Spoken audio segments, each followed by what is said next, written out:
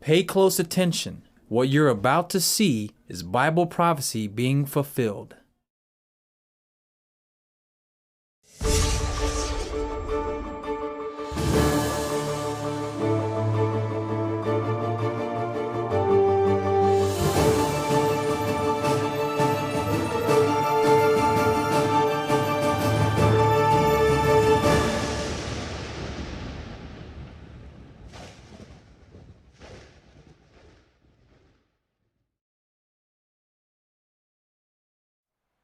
Welcome to another edition of YPN News, bringing you the news that relates to Bible prophecy and foretold by Yeshua Hawkins.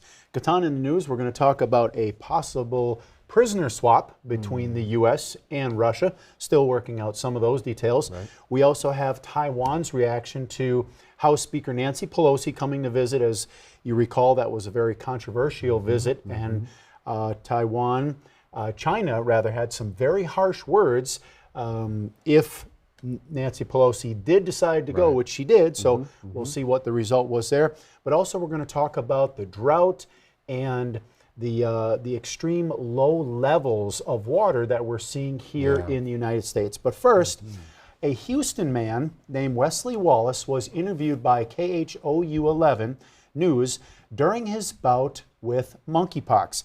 Now, at first he thought that these were pimples, but later found out it was the monkeypox virus. In the third week of suffering with the virus, he says, it hurts to exist. Now, Wallace ended up with 8 different lesions on his chin and one even inside his mouth. Now, there are now more lesions showing up in random places all over his body.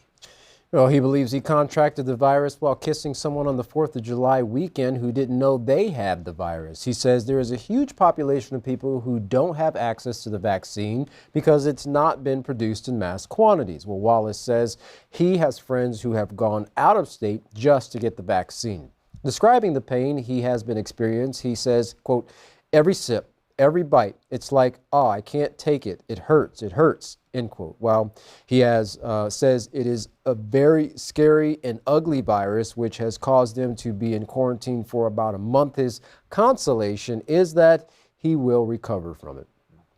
Well, the CDC has now confirmed the number of monkeypox cases in the United States has risen to over 10,000, which is causing health officials to scramble to contain the outbreak.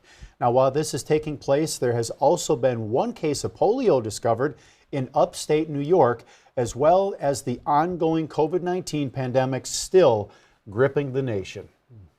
ABC News Live recently interviewed Dr. Simone Wilds, an infectious disease specialist at South Shore Health, regarding what is being done to try to slow down the spread of monkeypox in the country. Dr. Simone says that homosexual and bisexual men are the primary candidates for the monkeypox vaccine.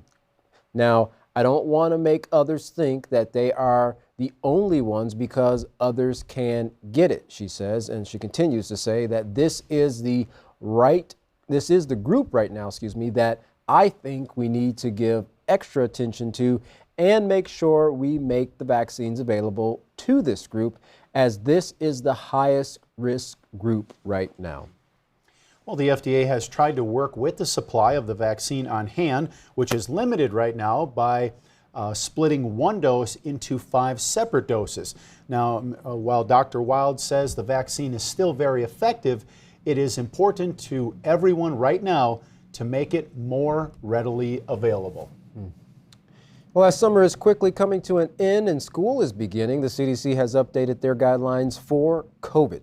The new guidelines have 4 major changes. First, being if you are exposed to COVID, you no longer need to quarantine at home. And this is regardless of whether you are vaccinated or not. The recommendation, however, is for such persons to wear a mask for 10 days and get retested on day 5.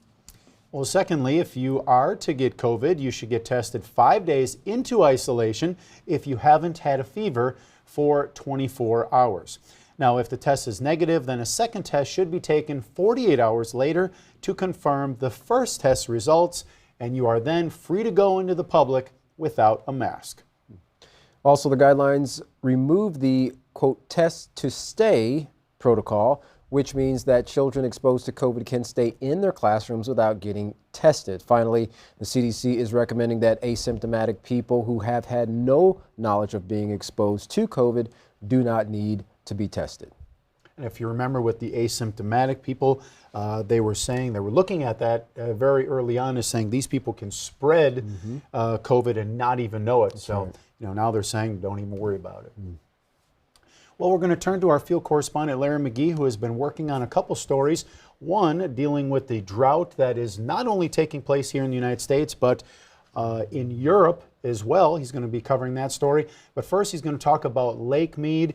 We've mentioned this several times. They found some pretty strange things at the bottom of the lake, not to mention several human remains. Larry, what's the latest on the Lake Mead situation? There are no improvements with respect to the atmosphere, and one of the impacts of that is disappearing water. Lake Mead is reported now to be at a record low. This is prompting Texas to issue measures aimed at water conservation. Throughout the American Southwest, states are struggling to effectively address what is being called aridification. The term is meant to describe the prolonged nature of the drought. As the water lines of lakes such as Mead continue to take a deep plunge, residents are discovering many things once concealed by the waters, including 4 dead bodies so far. Other nations as far away as Europe are also suffering under the blows of extreme heat with record-breaking temperatures and drought. Europe's summer 2022 is being described as sweltering. Forest fires are said to be plaguing France, Italy, and Portugal. In Germany, the Rhine is dry to such an extent that commercial vessels are no longer capable of navigating its waters. For YPN News, I'm Larry McGee. Tom, Jeff, back to you. Well, we're already seeing that financial pinch in the economy now with them not being able to get as much through those rivers in Europe. We're seeing those costs of shipping go up 3 times. So another hit to the wallet. Well, China was not well pleased with the visit of Nancy Pelosi to the island of Taiwan, doubling up their air and naval drills around Taiwan. China is also suspending cooperation with the U.S. on issues of law enforcement and climate change. Taiwan's defense ministry said that it fired flares to warn off Chinese drones and unidentified aircraft flying near its coast. Well, China's foreign minister, Wang Yi, said our military exercises have been conducted in an open, transparent, and professional manner and are in line with domestic and international law and international practice. Well, we continue. The drills are aimed at issuing a warning to the perpetrators and punishing the Taiwan independence secessionist forces. China sees visits to the island by U.S. officials as an affront to its sovereignty, as of course, as we've mentioned before, China sees Taiwan as a breakaway province and not its own sovereign separate nation. Well, U.S. Secretary of State spoke on this matter during his visit to the Philippines, saying, "We should not hold hostage matters of global concern because of differences between 2 countries. Others are rightly expecting us to continue to work together on issues that matter to the lives and livelihoods of their people as well as our own." UN Secretary General Antonio Guterres warned this week that humanity is one miscalculation away from nuclear annihilation. Well, his comments were made at the opening of a major UN gathering in New York to review the Nuclear Non-Proliferation Treaty. Well, this meeting comes at a time when tensions are escalating between the U.S. and 2 other nuclear superpowers, China and Russia. Now, Guterres said, "The clouds that parted following the end of the Cold War are gathering once more. We have been extraordinarily lucky so far, but luck is not a strategy, nor is it a shield from geopolitical tensions boiling over into nuclear conflicts. Now, today, humanity is just one misunderstanding or one miscalculation away from nuclear annihilation." Guterres also announced plans to visit Hiroshima, Japan, where 77 years ago on August 6, 1945, the United States dropped an atomic bomb on the Japanese city, killing an estimated 140,000 plus people. Well, 3 days later, the United States dropped another bomb on the city of Nagasaki, killing another 75,000 people. Well, there are calls for Russia to return Europe's largest nuclear plant back over to Ukraine as shelling continues around the area of Zaporizhia. Now, Ukraine and Russia are blaming each other of recent attacks that have damaged a storage facility that houses spent fuel.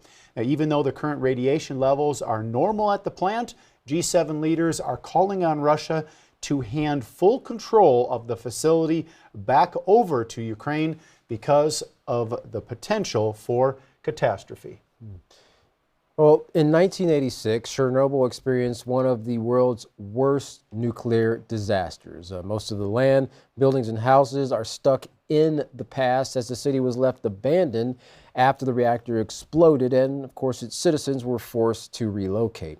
Everyone is hoping that we don't see a repeat of 1986 during this current conflict between the two countries, which is why they're urging Russia to hand that control back over to Ukraine. All right, they don't want another Chernobyl, and if you remember right away in the beginning, that was a major concern. Now they've been in control of it here for a little while, but remember they were really concerned that that is what would take place, something with that nuclear plant. That's right. Well, as the U.S. deals with crisis on two fronts, one being the negotiation for the release of Brittany Griner, a U.S. female basketball player that has been sentenced to 9 years in a Russian prison, the U.S. has proposed a prisoner swap between Griner and retired Marine Paul Whelan, released in exchange for the convicted arms dealer Victor Bout. Now, Russia's foreign minister said that the Kremlin is ready to discuss the proposal, but called public discussion of the swap a problem. Now, both men were in Cambodia for a Southeast Asian summit, but the two never met while there. Well, the other crisis, of course, China. Blinken blasted China for what he called their reaction over Nancy Pelosi's visit to Taiwan. He said of China's actions towards Taiwan after Pelosi's visits, quote, there's no justification for this extreme, disproportionate, and escalatory military response, end quote. The White House summoned China's ambassador for a rebuke. His response was, quote, Taiwan is one of the very few issues that might take China and the United States to conflict, end quote. So we're definitely seeing the grounds laid, or I guess as you might say, or as someone might say, the reasoning or justification being laid for these countries to escalate to war because of, them feeling like, one nation is stepping on their sovereignty and going to places where they shouldn't be going. And Mr. Guterres' comment there that, we're one miscalculation, just one possible miscalculation away from nuclear annihilation. He said those clouds were parting. Now you're seeing them start to gather again. And, and this is not an isolated perception that Mr. Guterres is saying. Other people that have knowledge of what's taking place, they're saying we are very, very close to nuclear war. That's right. And with everything taking place, China, Russia, the United States, Russia and Ukraine, there's a lot more conflicts that are going on that aren't necessarily on the front page, but all those things are creating a buildup with a lot of these countries who are also allies to these other nations that are warring. Getting them involved in this is going to create a huge turmoil that's going to reach its boiling point. And as it's been said and stated many, many times, not only by us here on the news broadcast, but also with the world leaders, that it's going to go nuclear. Yeah, it's not a matter of if, but when. But when. And that's the very same thing that Yisrael Hawkins has been bringing forth, showing these things from the inspired prophecies that in this time period, we're going to see the war that will end all wars, and that is going to be nuclear war. Well, if you want to know what you can do to prepare to protect yourself and your family and to learn all you can to make better choices in the future, contact the House of Yahweh. And of course, when you do, don't forget to request your free copy of the Prophetic Word magazine and the monthly newsletter. Here's how. To contact the House of Yahweh, you can write them at the House of Yahweh, P.O. Box 2498, Abilene, Texas 79604. You can call them at 1-800-613-9494. Visit them by going to any of their websites. You can go to yahweh.com, yisraelhawkins.com, or yahwehsbranch.com. You can also visit our website by going to ypnnews.com. If you would like to email the House of Yahweh, you can do so by emailing info@yahweh.com. Any international calls, you can see the number that's on your screen right now, and you can call that number. And once again, don't forget to check out the Yisrael Says program and the Ask Yisrael program. They're absolutely free. Go there, check them out, put any word in the search, and guaranteed to load pages and pages of scriptural information to further your understanding. Well, don't go anywhere, because up next, another very informative message from Yisrael Hawkins. From all of us here at YPN News, I'm Katan Alexander. And I'm Jeffrey Hammerman. Thank you for watching.